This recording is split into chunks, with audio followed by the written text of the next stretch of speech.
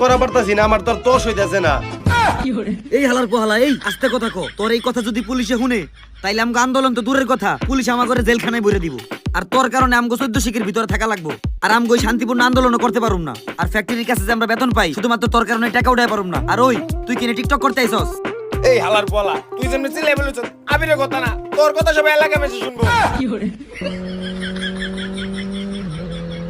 আরে বাস, এ তো মেঘ না চাইতে এই বৃষ্টি।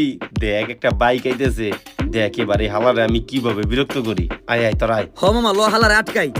ওই ওই ওই ওই খারা খারা কইতেছি, খারা ওই খারা কইতেছি। এক পাও লড়লে মাথা ফাটাইলাম। কি ভাই, আপনার কি খুব তারা নাকি?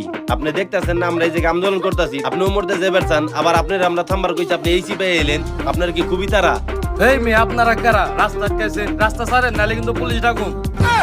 তুই পুলিশ ডাক দিবি? তুই কি জানোস আমরা কারা? আমরা বেটা শ্রমিক, আমরা বেতন পাই না।